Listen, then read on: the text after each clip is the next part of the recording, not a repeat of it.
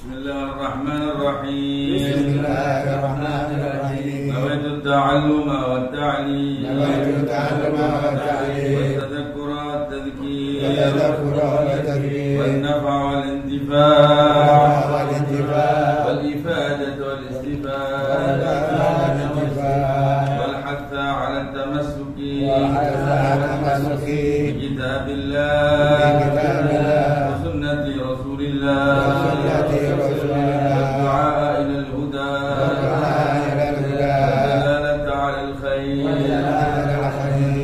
وجه الله ومرضاته وقربه وثوابه وصلى الله على سيدنا محمد وعلى آله وصحبه وسلم. الحمد لله رب العالمين. بسم الله الرحمن الرحيم. السلام عليكم ورحمة الله وبركاته. Waalaikumsalam warahmatullahi wabarakatuh. Alhamdulillah rabbil alamin. Wa bihi nasta'in ala umuri dunya waddin. Wassalatu wassalamu ala asyrafil anbiya'i wal mursalin. Sayyidina wa habibina wa syafi'ina wa qurrati a'yunina wa maulana Muhammad sallallahu alaihi wa ala alihi at-tayyibin at-tahirin وصحابته الغر الميامين والتابعين وتابع التابعين ومن تبعهم بإحسان إلى يوم الدين. سبحانك يا الله سبحانك لا علم لنا إلا ما علمتنا إنك أنت العليم الحكيم. ربنا زدنا علما وارزقنا فهما وافتح لنا فتوح العارفين وفقهنا في الدين وعلمنا التأويل واهدنا إلى سواء السبيل وارزقنا فهم النبيين وحفظ المرسلين وسرعة إلهام ملائكة المقربين. اللهم أغننا بالعلم وزينا بالحلم وأكرمنا بالتقوى وجملنا بالعافية يا أرحم الراحمين. أما بعد, alhamdulillah, puji syukur kehadirat Allah atas segala limpahan karunia-Nya. Di antaranya yang paling spesial adalah nikmat Islam, nikmat iman, kafahimah ni'mah, nikmat panjang umur, sehat walafiat, sehingga kita bisa berkumpul kembali di Majelis Darul Mustafa yang penuh dengan keberkahan ini.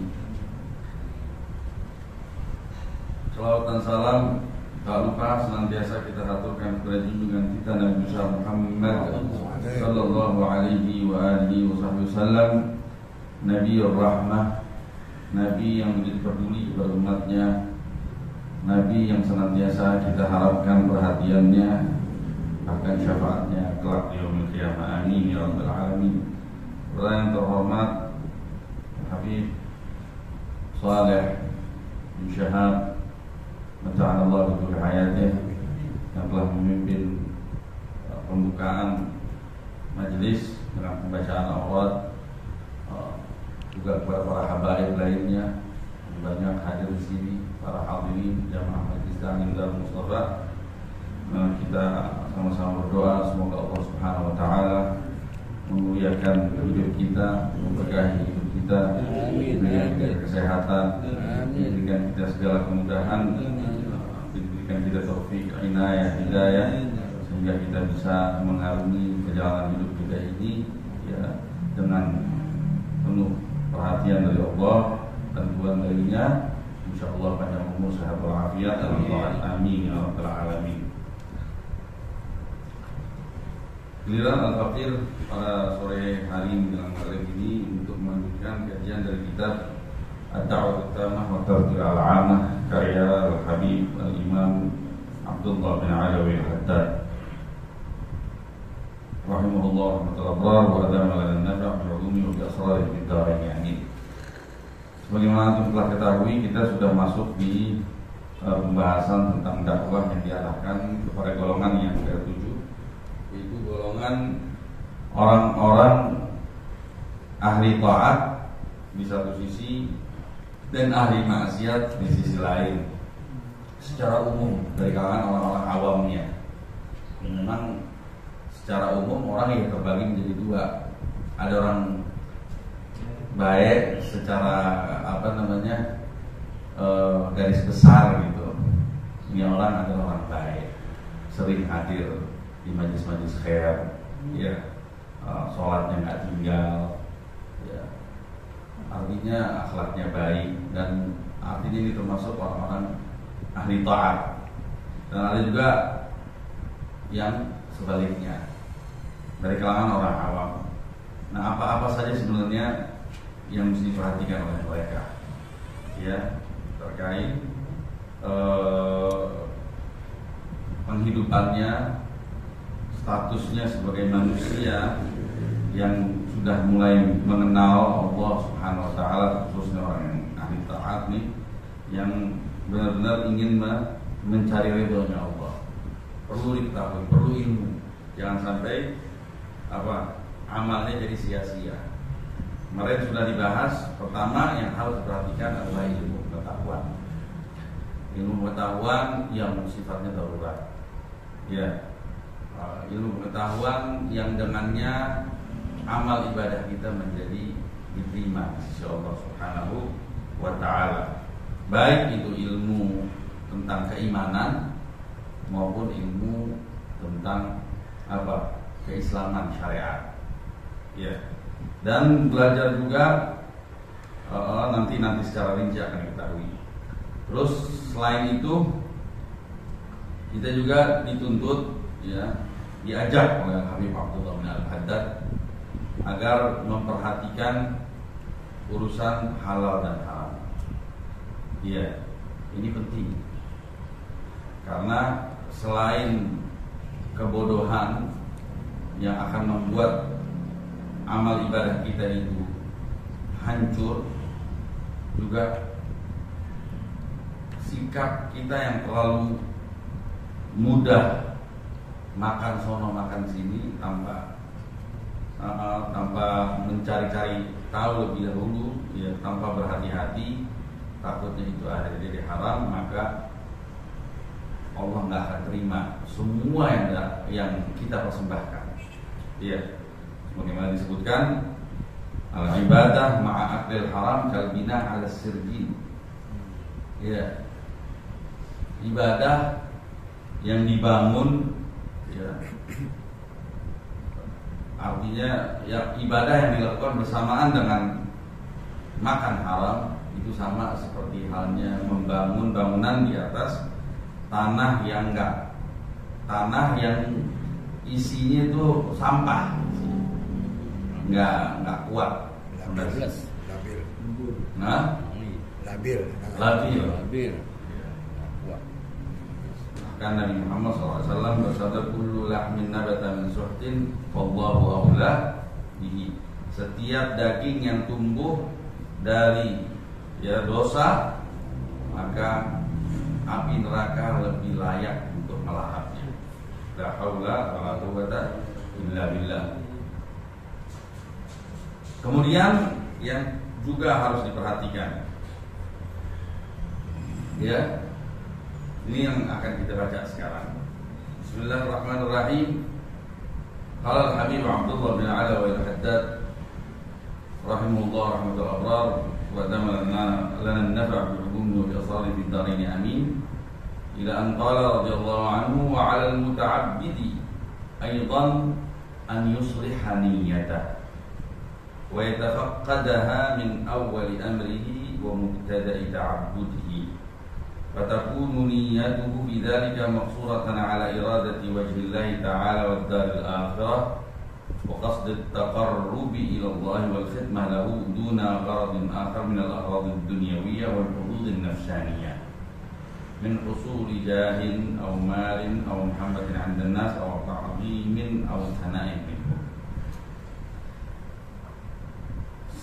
Selain ilmu pengetahuan dan bersikap hati-hati untuk mencari penghidupan agar yang halal. Nah, ini sekarang masuk ke tingkat ihsan. Ya, kita harus pasang niat dari setiap amal baik kita, memperbaiki niat kita dan berupaya menghadirkan niat tersebut ya dari awal mula hendak kita beramal. Ya. Dari awal pelaksanaan ketaatan itu udah yang pertama dipikirin adalah niatnya. Ya, orang yang berakal itu dia akan mengedepankan pikirannya baru tindakannya. Nah, pikiran di sini apa? Artinya niatnya. Niat harus dihadirkan dan harus hanya untuk mengharapkan ridhonya Allah Subhanahu wa taala. Fatakunu niyatu bidzalika maqsuratan ala iradati wajhillah. Jadi niatnya harus ya upayakan hanya terbatas untuk meraih ridhonya Allah dan pahala di hari akhirat, darul akhirat. Wa qasd taqarrub ila Allah, dan hendak mendekatkan diri kepada Allah. Wal khidmah lahu, dan sebagai bentuk pelayanan kita kepada Allah Subhanahu wa taala. Kita ini hamba. Hamba ini adalah apa? Pelayan. Pelayan yang mengharapkan imbalan. Itu hamba. Beda sama pelayan-pelayan ibu rumah tangga, pelayan rumah tangga, memang yang kerja. Itu karena ada. Tapi kalau hamba ini pelayan ya yang tulus, yang nggak mengharapkan imbalan. Ya yang diharapkan perhatian bosnya. Yang diharapkan adalah perhatian tuannya. Wal khidmah lahu duna gharadin akhar min al-aghrad dunya, tanpa harus ya mengambil tujuan lain dari tujuan-tujuan duniawiyah, wal hudud nafsaniyah, dan hal-hal yang dicari oleh hawa nafsu. Min husuli jahin, di antaranya adalah pengen mendapatkan kedudukan, au malin atau harta, au mahabbatin 'indan nas, atau ingin dipuji, ingin dekat sama manusia, ingin dicintai oleh manusia, au ta'dhimin, atau ingin dipuji, diagungkan dan dipuji, au sana'in minhum, ya. Wal yahdhar kullal hadar min mura'atin nas bi'ilmi. Ya, hati-hatilah jangan sampai kita ini riya terhadap manusia. Ya. Dengan kita sadar bahwa kita sadar akan hal tersebut. Wa tasannu' lahum, dan berpura-pura, ya pura-pura jadi orang baik padahal artinya ada keburukan nih, kebencian yang terselubung. Wa yuhbitu bidzalika amalu. Takut-takut malah amalnya akhirnya jadi apa? Sia-sia. Wa yakhib sa'yu, ya, dan usahanya pun juga enggak berarti. Wa yabtulu ajruhu wa thawabuhu, dan pahala yang sudah dijanjikan akhirnya jadi dibatalin. Wa rubbama hasala lahu ma'a dzalika min Allahil 'iqab, bahkan bisa jadi bukan hanya batal amalnya, plus malah dapat apa? Dapat balasan dari Allah, balasan tidak baik ataupun azabun alim, azab yang pedih. Fa innar riya min a'zamil jara'imil mubiqat, karena riya adalah di antara perkara ya yang bisa meluluhlantahkan segala kebaikan yang dijalani. Dan yang termasuk golongan yang besar yang bisa meluluhlantahkan. Waqad sammahu alaihi wasallam syirkul khafi. Nabi Muhammad SAW memberi nama riya itu dengan syirk al-khafi, syirik yang terselubung. Iya, syirik yang enggak tampak. Wa syirkul asghar, atau enggak syirik yang kecil. Wa dzukira anal qari', disebutkan di dalam hadis yang maknanya anal qari' li kitabillah, orang yang baca Al-Qur'an. Wasyahid fi sabilillah, yang mati di medan perang, ya, di jalan Allah, artinya di medan yang memang dikumandangkan di situ peperangan untuk membela agama Allah. Wal munfiq limalih, dan yang menafkahkan hartanya, Idza aradu ma'a dzalika al-mahmada lin-nas, apabila dia lakukan itu semua ya diiringi dengan harapan pengen dipuji oleh manusia, wa dzikra indahum, agar bisa menjadi sebutan kelak namanya, annahu subhanahu wa ta'ala, bahwa Allah subhanahu wa ta'ala yukadzibuhum, akan mendustakan semua upaya mereka, wa yasqat 'alaihim, dan Allah akan murka kepada mereka, wa ya'mur bihim, dan mereka akan diperintahkan ya untuk diseret ke api neraka. Al-hadis sebagaimana diisyaratkan di sebagian hadis. Walamma huditsa bi ba'd salaf, sebagian salaf tatkala dibawakan hadis ini pertama kali dengar itu hadis sampai ke telinga mereka, sebagian salaf langsung nangis dengan tangisan yang amat sangat keras, bukaan syadidan, wa qala, dan dia berkata, sadaqallah, maha benar Allah, haitsu yaqul, di saat Allah subhanahu wa ta'ala berfirman, man kana yuridul hayatad dunya wa zinataha nuwaffi ilaihim a'malahum fiha wa hum fiha la yubkhasun. Barang siapa yang menginginkan kehidupan dunia beserta kegemerlapannya, kami akan kasih, ya, kami akan selesaikan amalnya mereka sesuai dengan yang dia niatkan, ya. Wa hum fiha la yubkhasun, dia tidak dirugikan, dia bakal dapat. Makanya kita jangan heran ya, orang-orang kok suka, mungkin sebagian di antara umat Islam ada yang bertanya, kok bisa orang-orang kafir itu kerja gampang aja tuh rezekinya, kalau di orang kaya paling mudah. Nah, ya kita kalau tolak ukurnya dunia ya susah. Iya, tolak ukurnya dunia ini masih salah kaprah di beragama. Karena dianggap hidup hanya di dunia saja. Nah, jadi Allah memang seperti itu. Ente mau dunia dikasih, tolong cuma ente nggak dapat bagiannya. Dikatakan la yubkhasun, bahkan nggak dikurangin. Ulaika alladziina laisa lahum fil akhirati illa an-nar. Tapi orang-orang yang seperti ini, dia tidak memiliki apapun kelak di akhirat kecuali neraka. La haula wala quwwata illa billah. Walaysa riyal mahdhur huwa al-khawatir allati taqa'u fi qalbi al-insan min qibali al-khalq, wa huwa ghairu mukhtarin laha wa la mutma'in ilaiha. Idza kanat hiya al-ba'itha lahu 'ala al-ibadah, faqad ahbatat al-ibadah min asliha. Tapi makanya disebut tadi di awal mura'at an-nas bi'ilmi. Riya yang memang itu menjadi motivasinya dia untuk ibadah. Tapi kalau ada riya yang mahdzur, yang tidak diperbolehkan, yang berbahaya, itu bukan sebatas khawatir, bersitan-bersitan di dalam hati yang biasa terjadi, allati taqa'u fi qalbil insan min qibalil khalq, ya, dari arah para makhluk Allah Subhanahu wa taala.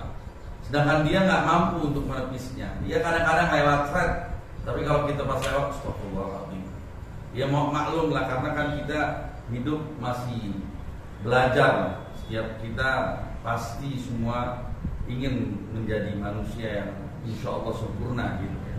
Nah, artinya Allah tidak membebani kita di atas apa yang tidak kita mampu untuk kita kuasai. Di antaranya apa? Hawadithun nafs, al-khawatir, bersitan-bersitan hati yang memang nggak disengaja itu terbersit. Sifatnya mungkin karena kebiasaan, karena umum lah pada tahap permulaan manusia kan memang nggak bisa lepas dari kesenangan untuk dipuji dan lain sebagainya. Tapi hatinya sebenarnya nggak mau, tapi juga terbersit. Nah, yang seperti ini hanya ditepis dan kita istighfarkan, itu insya Allah udah selamat. Yang berbahaya, wahwa ghairu mukhtar, sedangkan dia tidak punya ikhtiar di dalam menentukan alur bersitan hati tersebut. Wala mutmain ilaih, dan dia nggak merasa nyaman dengan bersitan hati tersebut. Nggak pengen itu. Gue mau karena Allah. Nah, kadang-kadang ada upaya seperti itu. Nah, itu nggak masalah kalau ria sebatas itu aja. Tapi yang bermasalah faidah kanat hiyal ba'itha lahu 'ala ibadah. Tapi kalau yang bermasalah ketika riya tersebut adalah satu-satunya faktor atau mungkin di antara faktor yang mendorong dia untuk beribadah. Faqad ahbatatil ibadah min asliha. Yang seperti ini ya benar-benar bisa menghancurkan ibadah sampai ke akar-akar. Wa in kana lahu ma'a dzalika ba'id dini. Walaupun ya bersamaan dengan itu ada faktor lain yang mengiringi faktor yang tadi. Wa in kana lahu ma'a dzalika ba'id dini, ada faktor yang bersifat agama. Ya, nuansanya agamis. Karena fi dzalika tafsir. Kalau apabila ada seperti ini, apabila ada dua, maka ada rinciannya. Al-Imam Al-Ghazali menyebutkan pemaparannya di kitab Ihya Ulumuddin. Disebutkan waqad syaraha al-Imam Al-Ghazali rahimahullah taala wa ghairuhu min al-a'immah wal kull mahdhur manhiyun anhu wa fi khatar wa dhamm katsir. Wa waradat bil ayat al-Qur'aniyah wal ahadits as-sahihah min qouli alaihi wasallam an rabbi tabaraka ana aghna al-aghniya 'an syirk. Jadi Imam Ghazali itu mentafsir ya terkait kalau misalkan kita haji. Karena haji kebetulan hajinya haji tenaga musim haji lagi. Banyak yang sampai sekarang orang hidup di Saudi yang hidupnya bergantung dengan musim haji, jadi tenaga musiman. Nah itu gimana? Lah kan dia haji tapi niat kerja juga. Itu ada rinciannya. Kalau memang niat dia untuk ibadahnya lebih banyak, nggak masalah walaupun nilainya berkurang. Tapi bagi orang ahlillah itu tetap semua berbahaya. Berbahayanya apa? Kita nggak artinya nggak bisa merasa aman. Karena bisa jadi kita lambat laun akan terseret, malah akhirnya dorongan dunia kita malah lebih banyak, faktor dorongan dunia kita malah lebih banyak. Makanya paling enak kita kalau urusan dunia ini kita niatin khidmat. Paling enak urusan dunia kita niatin khidmat. Artinya anak nih kerja, ya. Pertama anak niat untuk menyampaikan hajatnya orang, mempermudah hajatnya orang biar sampai kepada mereka. Itu kita niatin untuk nolongin, kita kedagangin kita. Oh di sini nggak ada beras, kayaknya orang susah, kayaknya kalau mau beli beras mesti jauh. Ada bukaan toko beras dengan niat supaya orang mudah. Nah ini kan udah niat baik tuh, walaupun dagang. Nah itu diperbanyak, niat-niat baik kita diperbanyak sehingga itu semua menimbun niat-niat pure dunia kita. Bahkan kalaupun mau niat dagang, niatin niat untuk akhirat. Ya Allah saya dagang, harapan saya mencari keuntungan untuk menghidupkan anak istri saya supaya mereka nggak minta-minta. Jadi bisa, bukan berarti nggak bisa. Orang orang tanya, ya gimana Ustaz kalau semuanya nggak ada dunia, kita butuh dunia. Ya benar butuh dunia. Tapi butuh dunia bukan untuk dunia, tapi butuh dunia untuk akhirat. Caranya diniatin. Makanya salafun saleh ini paling penting urusan niat. Kita ini niat, ya, dengan kalau kita pandai setiap tingkah laku kita, setiap tindakan kita harus kita dahulu dengan niat. Apapun itu, ya Allah, kita bakal kaget nanti di akhirat pas dibangkitkan kita melihat gunungan pahala yang lebih banyak, ya. Pas kita tanya, saya nggak pernah beramal ini, saya nggak pernah beramal ini, saya nggak pernah beramal ini. Kata Allah, engkau pernah mengingatkannya, engkau pernah mengingatkan. Makanya penting urusan niat. Dan itu diantara beberapa nasihatnya Habib Abu Bakar bin Abdullah bin Abbas, tatkala Habib Ali bin Muhammad al-Habsyi, sahabat murid minta wasiat dari Abu Bakar bin Abdullah. Apa? 3 nasihat. 3 diantaranya itu. Apapun amal yang dilakukan, dasari itu dengan niat baik. Itu kunci. Di antaranya kita kalau nggak ada niat, umur kita banyak yang kebuang. Di antaranya tidur. Tidur itu kalau ada niatin 8 jam kebuang sia-sia umur. Tapi kalau kita niatkan tidur tersebut dengan kebaikan, maka 8 jam tersebut atau 6 jam atau berapa jamkah itu ternilai itu sebagai taat. Jadi nggak ada yang kebuang, nggak ada yang sia-sia. Makanya niat itu penting banget. Nah, bahkan setiap buku selalu diawali dengan pentingnya niat. Selalu semua hadis, kajian-kajian ilmu hadis, hatta Imam Al-Bukhari ya, di dalam kitabnya pertama dia buka hadisnya hadis tentang niat. Innamal a'mal binniyat. Jadi secara rincinya kita bisa buka, insyaallah nanti anak buka kita kita lihat rinciannya kalau mau. Iya. Yang jelas katanya Khairul Haddad, al-kullu mahdurun manhiyun. Semuanya rincian tersebut masih dianggap bahaya dan terlarang. Bahkan paling tidak kalau nggak terlarang fihi khatarun, ada bahayanya. Ya, wa dhammun katsir, dan celaan yang banyak. Waradat bihil ayat al-Qur'ani wal hadits sahihah, banyak ayat Al-Qur'an dan hadis-hadis sahih yang berbicara tentang itu. Misal qauli alaihi salatu wasallam, di antaranya seperti sabdanya baginda Nabi Muhammad SAW yang ia riwayatkan dari Allah Subhanahu wa taala sebagai hadis qudsi, ya, an Rabbi ta'ala tabaraka. Allah Subhanahu wa taala berfirman, ana aghnal aghniya 'anil syirk, faman 'amila li 'amalan asyraka fihi ghairi fanasibi li syariki fanasibi li syariki wa ana minhu bari. Saya ini, kata Allah Subhanahu wa taala, adalah zat yang paling tidak butuh dari zat-zat yang memang tidak butuh. Artinya kaya. Saya adalah zat yang paling kaya di antara zat-zat yang kaya, yang engkau anggap itu adalah kaya. Hakikatnya memang nggak ada yang kaya kecuali Allah. Tapi Allah nyatakan seperti itu, saya yang paling kaya, saya yang paling nggak butuh. Artinya nggak butuh. Ada Allah di sini sombong, dan sombong adalah ridanya Allah. Allah sombong, dan sombong adalah pakaiannya Allah. Ibarat kita bayangkan nih, kalau orang yang ngomong begini sombong nggak? Sombong. Di antara bentuk kesombongannya apa? Faman 'amila li 'amalan, barang siapa yang ingin mempersembahkan kepada saya sesuatu amal, ya, tapi dia persekutukan amal tersebut kepada selain saya, asyaka fil ghairi, maksudnya bagi dua deh. Ana nih mau melayani antum, tapi manfaatnya dibagi dua. Orang-orang yang kaya yang sombong biasanya enak aja.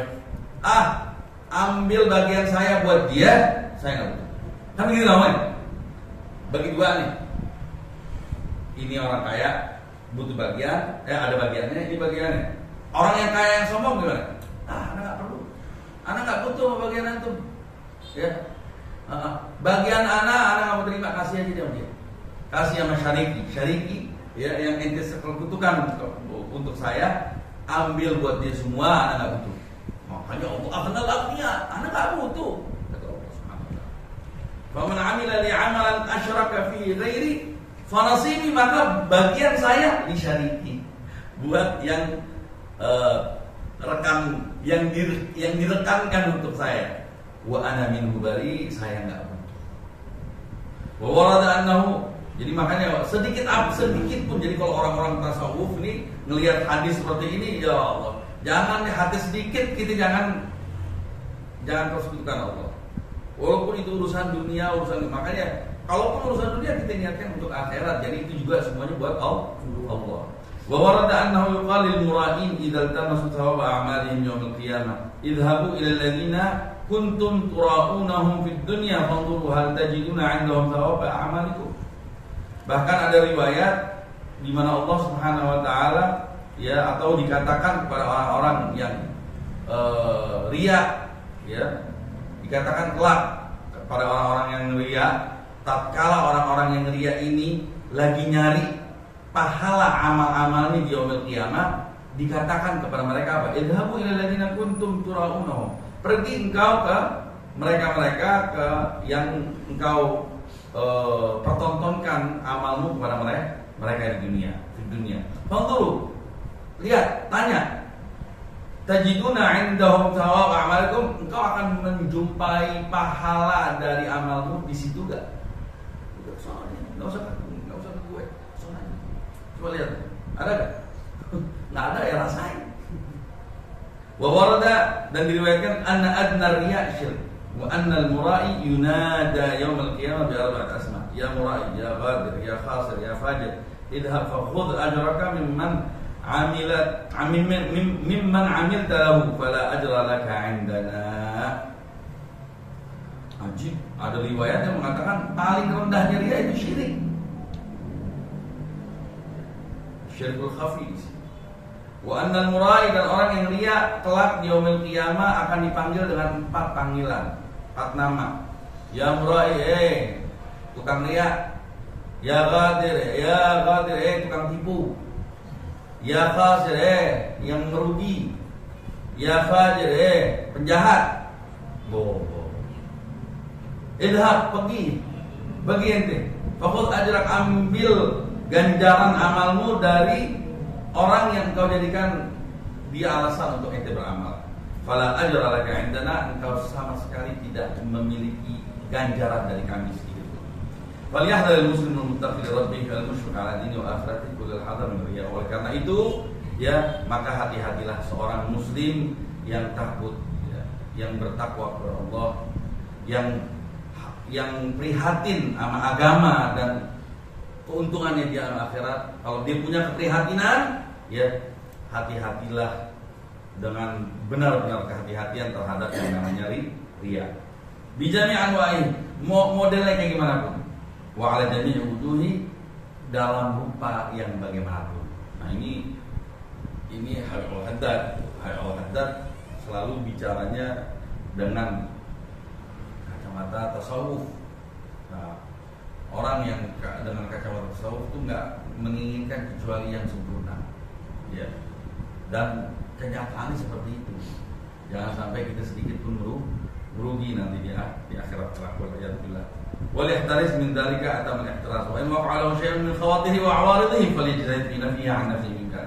Nah, jagalah dirimu dengan benar-benar penjagaan. Wa in waqa'a, apabila terjadi lahu, kepada orang tersebut, syai'un, sebahagian dari bersitan-bersitan, khawatirihi wa 'awaridhihi, dan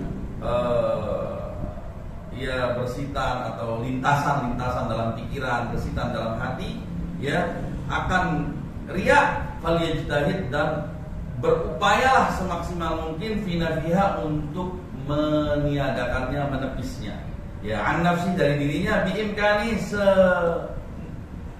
sebisanya.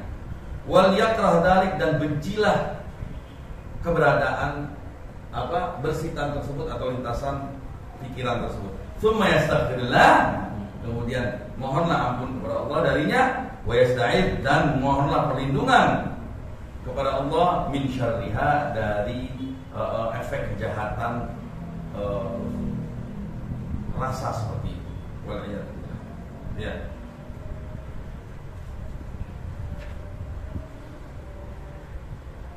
Kemudian wal yahdar min at-takabbur. Habis riya, hati-hatilah juga dengan sifat kesombongan. 'Alan nas bi ibadatihi, ya, kepada manusia dengan ibadahnya. Wasti'dham nafsihi 'alaihim, dan membesarkan diri kita, ya, terhadap di atas mereka, ya, di hadapan mereka, bi ta'ati, dengan ketaatan. Bangga, bukan bangga, ya. Beda nanti al-ujub lain lagi nih. Kalau ujub, apa bedanya ujub sama takabbur? Kalau takabbur, kita mengagungkan diri kita di hadapan orang, atas orang, ngebanding-bandingin diri sama orang. Kalau ujub lebih bahaya lagi. Ini ujub nih, sombongnya bukan sama orang, sama Allah sombongnya. Dia merasa, dia sombong sama orang, tapi merasa bukan nggak betul, alhamdulillah enggak. Hebat juga gue. Bisa begini. Nah, tapi dia nggak ngomongin ke orang, enggak bicara ke orang, dia berasa bangga diri. Jadi bangga diri berarti nggak nganggap ada Allah di sini. Itu ujub. وليحذر من التكبر على الناس بعبادته واستعظام نفسه عليهم بطاعته فإن ذلك مما يسقط الرب ويحبط ثواب الأعمال الصالحة. Juga perkara ini adalah di antara perkara yang bisa mengundang kemurkaan Allah dan bisa meluluhlantarkan pahala dari amal kesalehan kita. Wafil hadis, di dalam hadis dikatakan la yadkhulul jannah man fi qalbi mithqal dzarratin min kibr. Tidak akan masuk surga ya seseorang yang ada di dalam hatinya walaupun sebiji sawi dari sifat kibir. Ya. Waqad qala sahibul hikam, berkata sahibul hikam ya Abi As-Sakandari ya, rubba ma'siyatin awrasat sahibaha dhullan wa bisaran khairun min ta'atin awrasat sahibaha 'izzan istikbaran. Bisa jadi maksiat, bisa jadi ada jenis maksiat ya yang kiranya maksiat itu